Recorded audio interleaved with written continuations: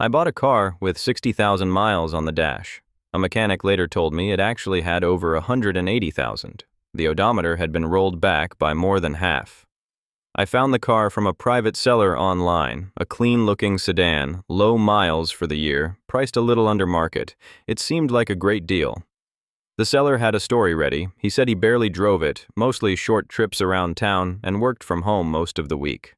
I checked the title. It was clean. I ran a basic vehicle history report. It also showed 60,000 miles, matching the dashboard exactly. I bought the car, confident I had done my homework. For the first month, everything seemed fine. Then small things started breaking. The brakes needed replacing almost immediately. The transmission shifted rough.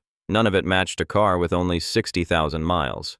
I brought it to an independent mechanic just to get a second opinion on the wear. What he found changed everything. He pulled up the car's full service history using the VIN, not the dashboard.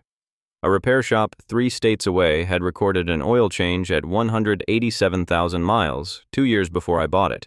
That record could not be faked or guessed. It came directly from a shop's own internal system, tied to the VIN, completely separate from anything the dashboard displayed. Modern digital odometers look hard to fake, but they are not. A simple tool plugged into the car's diagnostic port can rewrite the stored mileage value directly in the dashboard's memory.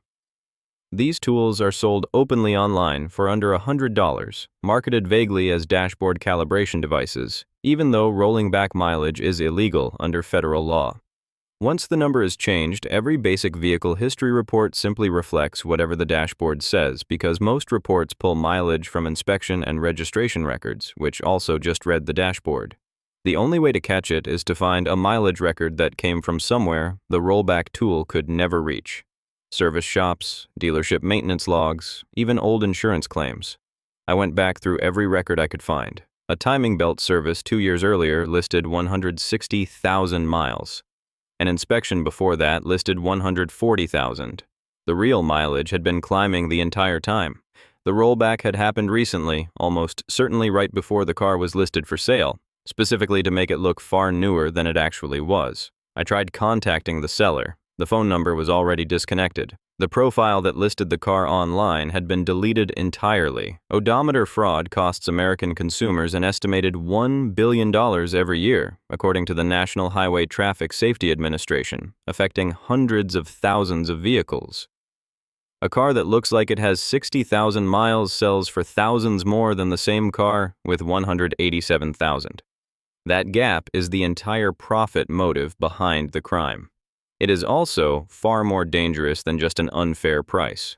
A car serviced and maintained as if it only has 60,000 miles, when it actually has triple that, often misses critical maintenance the real mileage requires. My transmission failed completely 4 months after I bought it. A repair that should have been routine maintenance at 120,000 miles became a full replacement because no one had ever serviced it at that point.